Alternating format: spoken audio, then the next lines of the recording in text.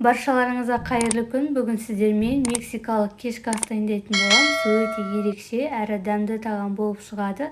Сіздер де міндетті түрде жасап көріңіздер. Осылай өте әдемі болып шығады. Ең алдымен табамызды қыздырып, азырақ қана май құйып, енді тартылған етімізді салатын боламыз. Жақсылап осылай араларын ашып, етімізді барлығын қуырып алатын боламыз, араластырып.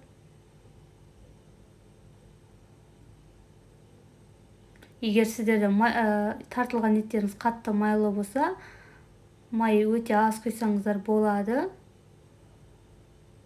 Енді бізге бір пияз қажет. Пиязымызды майдалап турап алатын боламыз. Енді пиязымызды араластырып, жақсылап қуыратын боламыз. Етіміз осылай шашылып, жақсылап қуырылды. Енді бізге бір дана сәбіз қажет.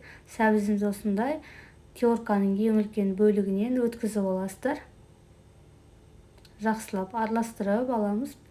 Сәбізімізді, пиязымызды қуырып.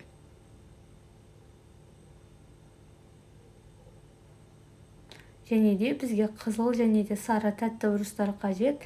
Қатырылған түрін қолдансаңыздар да болады. Осылай ұсақтап турап қосатын боламыз. Жақсылап бір-екі рет қана араластырып қуырып аласыздар. Енді дәміне қарай тұз, қара бұрыш, қызыл бұрыш және өзіңізге ұнаған кез келген приправа түрін қолдансаңыздар болады. Енді осылай 2-3 рет араластырып аламыз. Жақсылап дәмдеуіштер сіңіп, әдемі болып шығады.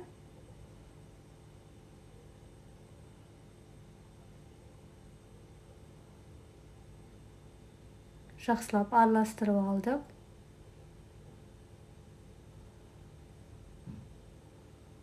Енді қуырып болғаннан кейін су құятын боламыз.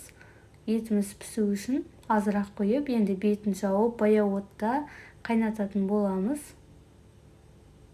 Енді бізге гарнирге күріш дайындайтын боламыз. Осындай табамызға сары май немесе күнбағыс майын құйып, жақсылап кішкене ертіп аласыздар, қыздырып.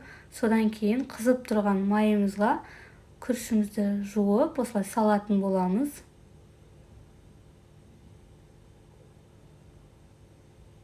Осылай 4-5 рет айналдырып, жақсылап қуырып аласыздар.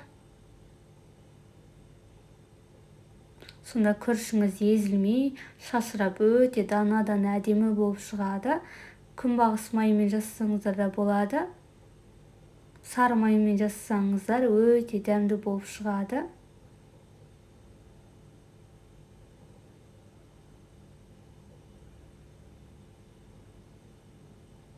Осы күрішімізді жақсылап қуырып алдық.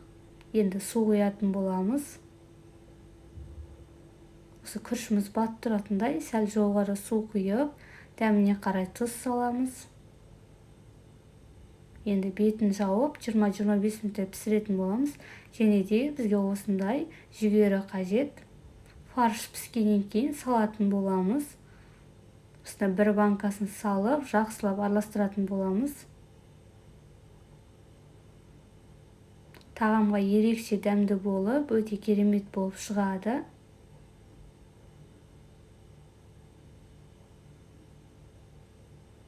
Күрішіміз де пісті, өте дана-дана әдемі болып, ешқандай езілмей, өте дәмді болып шықты. Енді күрішімізді пиалайға немесе осындай үлкенірек кесеге салып алсаңыздар болады. Әсемдеу үшін мен үлкен 2 тарелкаға салатын болғандықтан осындай үлкен кесеге салып жатырмын. Қатты басып аласыздар да осылай салатын боламыз. Сонда өте әдемі болып шығады. Енді осылай жанына айналдырып, салмасын салатын боламыз. Осымен біздің тағамымыз дайын болып қалды. Егер сіздерге тағам ұнаса, видео ұнаса, лайк басып, комментарий қалдырып кетіңіздер. Менің каналыма міндетті түрде тіркеліп қойыңыздар.